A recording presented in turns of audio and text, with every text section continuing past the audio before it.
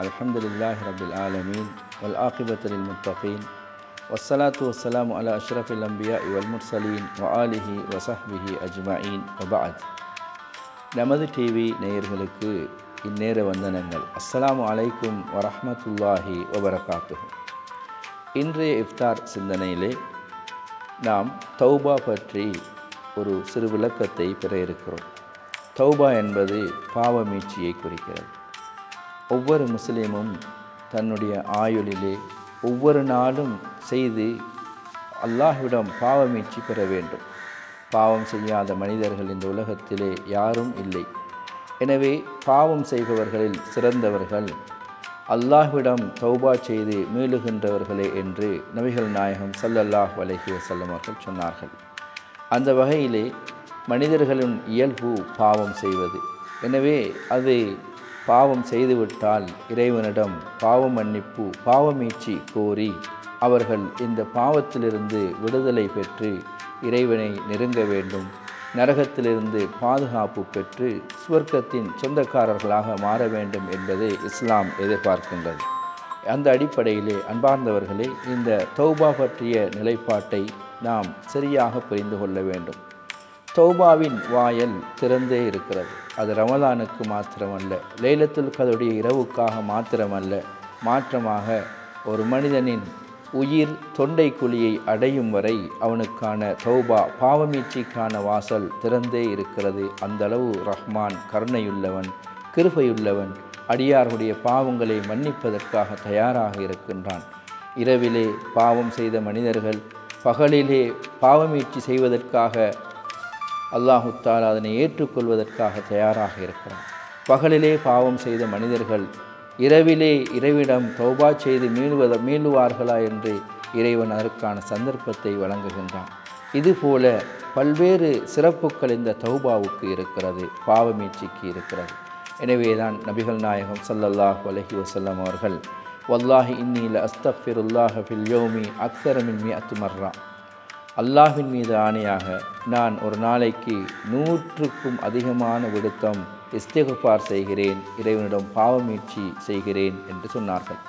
இன்னொரு ரிவாயத்திலே நபிகள் நாயகம் ஸல்லல்லாஹு அலைஹி வஸல்லம் அவர்கள் சொல்கிறார்கள், நான் ஒரு நாளைக்கு 70க்கும் அதிகமான விடுத்தங்கள் இறைவனிடம் பாவ மன்னிப்பு கோரிக்கொண்டிருக்கிறேன். முன்பின் பாவங்கள் மன்னிக்கப்பட்ட நபிகளார் ஒரு நாளைக்கு 70 தடவைகளுக்கும் அதிகமாக இறைவனிடம் இஸ்திக்ஃபார் செய்கிறார்கள் என்றால் நாங்கள் எங்கனம். எனவே அன்பார்ந்தவர்களே, நாங்கள் எங்களுடைய வாழ்க்கையிலே எல்லா சந்தர்ப்பங்களிலும் இஸ்திக்ஃபார் தௌபா செய்கின்ற மனிதர்களாக, புனிதர்களாக மாற வேண்டும். ரமலானுக்கு மாத்திரம் அல்லது லைலத்துல் கத்ருடைய இரவுக்கு மாத்திரம் கற்றுத்தரப்பட்ட அல்லது ஊக்குவிக்கப்பட்ட தௌபா என்பது இல்லை என்பதை முதலிலே நாங்கள் தெளிவாக விளங்கி கொள்ள வேண்டும். தௌபா என்பது ஒரு இபாதத், பிரார்த்தனை என்பது ஒரு இபாதத், தொழுகை என்பது ஒரு இபாதத், ஒரு வணக்க வழிபாடு. எனவே அந்த வணக்க வழிபாடுகளை இறைவனுக்காக நாம் செய்ய வேண்டும். எனவே அன்பார்ந்தவர்களே, இந்த தௌபா என்பது இறைவனிடம் நாங்கள் பெறுகின்ற மிகப்பெரிய ஒரு பாவமீட்சி. இறைவன் சந்தோஷப்படுகிறான்.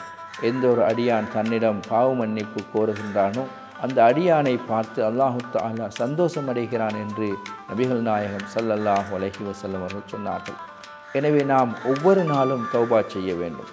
உண்மையான ஒரு முஸ்லிம், உண்மையான ஒரு முஃமின் நிச்சயமாக அல்லாஹ்விடம் தன்னை ஒவ்வொரு நாளும் சுய விசாரணைக்கு உட்படுத்தி தௌபா செய்து கொண்டே இருப்பான். எனவே தான் முஃமின்களுடைய பண்புகளை பற்றி இறைவன் அல் குர்ஆனிலே குறிப்பிடும் பொழுது வபில் அஸ்ஹாரிஹும் இஸ்தக்ஃபிரூன், நிச்சயமாக முஃமின்கள் சஹர் வேளைகளில் தங்களுடைய இறைவனிடம் இஸ்திக்ஃபார் தேடுவார்கள், இஸ்திக்ஃபார் செய்து கொண்டிருப்பார்கள், தௌபா செய்து கொண்டிருப்பதாக நபிகள் அல் குர்ஆன் எங்களுக்கு கற்றுத்தருகிறது.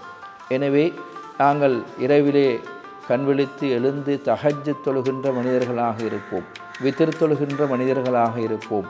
அந்த சந்தர்ப்பங்களிலெல்லாம் நிச்சயமாக நாங்கள் இஸ்திக்ஃபார் செய்கின்ற மனிதர்களாக மாற வேண்டும், தௌபா செய்கின்ற மனிதர்களாக மாற வேண்டும். அது மிகப்பெரிய ஒரு இபாதத். அந்த வகையில்தான் இந்த தௌபா என்பது எங்களை ஒவ்வொரு நாளும் எங்களுக்கு கேட்கும்படி கோரும்படி இறைவன் சொல்லி கொண்டிருக்கிறான். ஆனால் நாங்களோ ரமலானுக்கு மாத்திரம் இந்த இபாதத்தை சுருக்கி வைத்திருக்கிறோம். இந்த பிழையான நம்பிக்கையிலிருந்து நாங்கள் முதலில் வெளியே வர வேண்டும். தௌபா என்பது மேற்கில் சூரியன் உதிக்கும் வரை தௌபாவின் வாசல் திறந்தே இருக்கிறது. மேற்கில் சூரியன் உதித்துவிட்டால் அது மறுமை நிகழ்வதற்கான உலகம் தயாராகிவிடும். எனவே மறுமை ஏற்பட்ட பிறகு, மேற்கில் சூரியன் உதித்த பிறகு தௌபாவின் வாசல் அடைக்கப்பட்டுவிடும். அதன் பிறகு யார் இறைவனிடம் கெஞ்சி மன்றாடி தௌபா செய்து தங்கள் பிழையான கொள்கைகளையும் பாவங்களிலிருந்து மீட்சி பெற யார் எத்தனிக்கின்றார்களோ அவர்களுக்கு அந்த தௌபா ஏற்றுக்கொள்ளப்பட மாட்டாது, அங்கீகரிக்கப்பட மாட்டாது என்று ஸல்லல்லாஹு அலைஹி வஸல்லம் அவர்கள் சொன்னார்கள். எனவே நாம் தௌபா செய்து மனித புனிதர்களில் ஒருவராக மாறி நிச்சயமாக அல்லாஹுவை இன்முகத்துடன் சந்தித்து அல்லாஹும் எங்களை சந்திக்க விரும்புகின்ற நல்ல மனிதர்களாக மாறுவோம். அதற்காக இன்றிலிருந்தே நாம் முயற்சி செய்வோம். எங்களுடைய ஒவ்வொரு நாளும் அல்லாஹ்விடம் தௌபா செய்கின்ற நன்மக்களாக மாறுவதற்கு எல்லாம் வல்ல அல்லாஹ் நல்லருள் பாலிப்பானாக. வஆகிரு தஅவானா அனில் ஹம்துலில்லாஹி ரப்பில் ஆலமீன். அஸ்ஸலாமு அலைக்கும் வரஹ்மத்துல்லாஹி வபரகாத்துஹு.